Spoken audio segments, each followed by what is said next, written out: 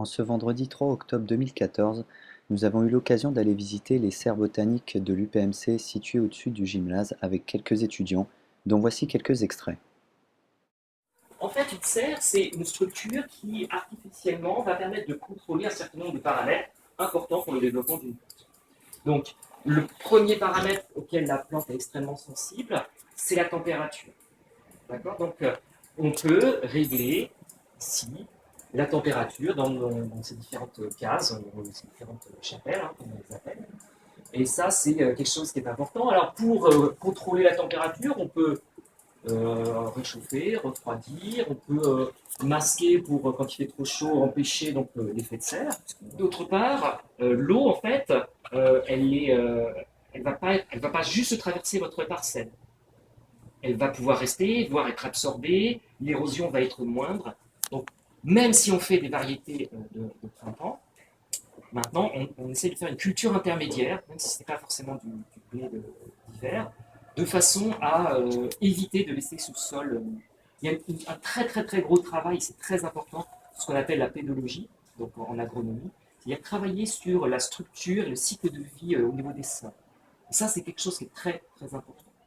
Alors la chachère, c'est un autre dispositif qui existe depuis très très longtemps, parce que parfois on redécouvre l'eau chaude, qui consiste effectivement à laisser une parcelle se reposer, entre guillemets, mais ça veut dire qu'on continue à laisser quelque chose dessus. Et maintenant, ce qu'on fait très souvent, c'est ce qu'on appelle des engrais verts. On va mettre une famille de plantes qui est capable de synthétiser son propre engrais.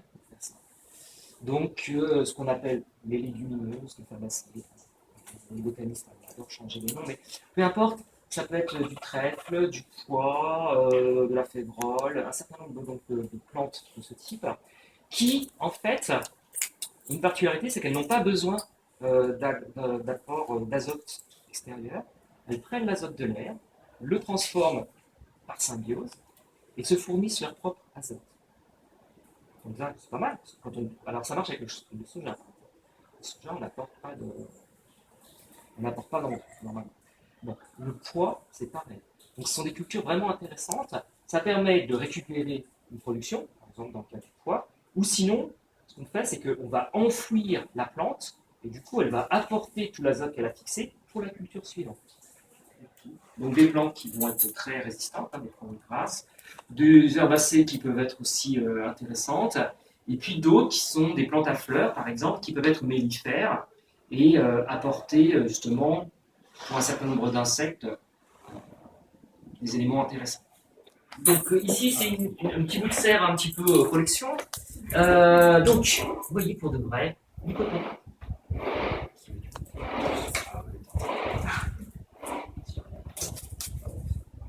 Du vrai coton. Alors, comment ça marche le coton? Le coton, en fait, c'est une plante qui produit une graine. Et cette graine, en fait, elle est entourée par de longues fibres qu'on peut utiliser quasiment directement. Les graines, elles deviennent quoi? Alors, les graines, elles germent. Tiens, tiens, attends, j'ai trouvé un beau. Donc, en fait, ici, on a un fruit qui s'est ouvert. À l'intérieur de ce fruit, il y avait des graines. Et ces graines ont la particularité d'avoir de longs filaments de cellulose pure. Ce sont des fibres qui, naturellement, il n'y a pratiquement pas grand-chose à faire, font 2-3 cm. Alors, en termes de génétique, ce sont des caractères qui ont été sélectionnés par l'homme aussi. Dans la nature, il y a du coton, mais pas forcément avec des fibres aussi longues. Et donc l'homme a sélectionné au fil des générations pour avoir les fibres qui l'intéressent le plus. Et vous voyez qu'en fait, en termes, ici, vous tissez très facilement. Hein, on va faire un petit fil.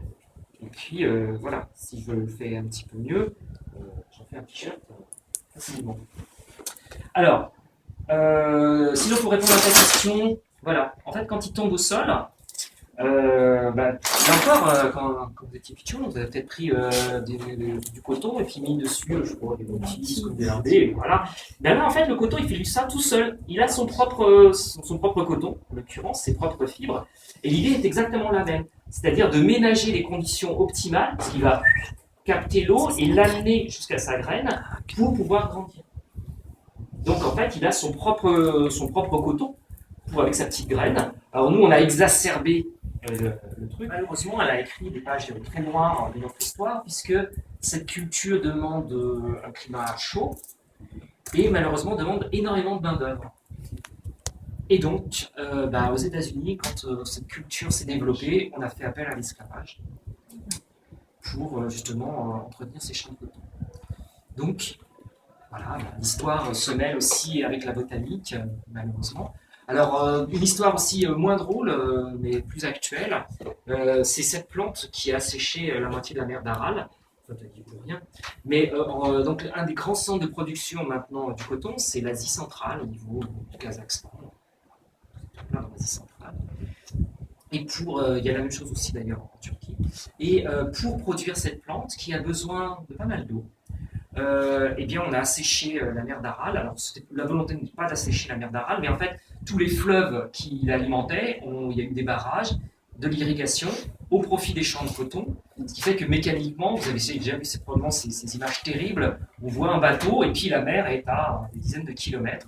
Donc, la mer a disparu parce que la mer d'Aral, tu regarderas sur une carte, elle est au niveau de l'Asie centrale. Elle existe encore, mais pour ce qu'il en reste. Tu as des villes qui sont des villes portuaires et c'est à 50 km la mer. Donc c'est une mer interne, donc elle est extrêmement fragile. Donc voilà quelques exemples sur... Alors c'est aussi des plantes qui sont très fragiles. Et par exemple, ça fait partie des premières plantes transgéniques qui étaient conçues aux États-Unis. Alors, il y a notamment un ravageur, donc, qui est un petit lépidoptère, dont je ne me souviens plus le nom, dont la chenille se nourrit des feuilles, et ce qui explique que ça a été traité pour éviter. Parce que s'il mange les feuilles, en fait, du coup, vous allez produire moins de fleurs et moins de coton. On n'arrose pas. Mais on ne l'arrose pas parce qu'en fait, il a pu développer son système racinaire, et ce que l'on dit, c'est que le volume que l'on voit là, il faut imaginer l'équivalent en dessous. Donc, 3 façons d'arroser. Arroser, je pourrais faire à l'arrosoir. D'un seul coup, je viens, j'apporte. Un arrosage qui est en goutte à goutte, c'est le cas ici. Alors, qui est beaucoup plus intéressant et qui permet de consommer moins d'eau. Et puis, un troisième arrosage qui est ici, qui est par subirrigation, c'est-à-dire que je remplis mon bac jusqu'ici et l'eau va monter par capillarité. Ça, c'est un arrosage qui est intéressant. Aussi, je vous invite à participer et à voir votre propre production. C'est une aventure fabuleuse. Vous pouvez, j'espère, avoir accès à des jardins partagés, à des jardins associatifs, ou si vous avez une tata, un tonton qui a un petit bout de jardin, participer avec lui. C'est vraiment fabuleux de produire par soi-même et de voir justement le défi que c'est de produire. Il a toute une collection d'orchidées magnifiques, parce qu'il a les pousses verts, c'est un bonheur. Voilà. Et puis il y a un certain nombre d'autres plantes qu'on utilise de façon assez ponctuelle pour illustrer la diversité végétale dans un certain nombre de TP ou de TD du cursus de la licence. De la gestion écologique spatiale. J'enseigne aussi en Agrale, qui est à Polytech, l'école d'ingénieurs qui est là-bas, dans le parcours agroalimentaire. Par exemple, on fait les projets d'agronomie. Et puis qu'est-ce que je fais d'autre? Parce que je trouve ça, moi, ça m'a beaucoup intéressé. Et comme je cherche encore un peu ma voie, je suis beaucoup plus intéressée par tout ce qui est microbiologie.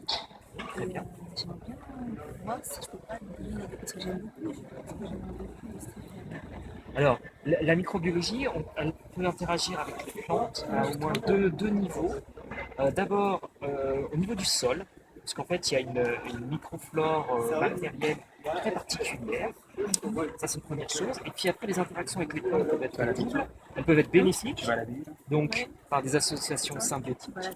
Et sinon, elles peuvent être néfastes, puisqu'il y a toute une partie en fait des maladies des plantes dont l'origine est bactérienne.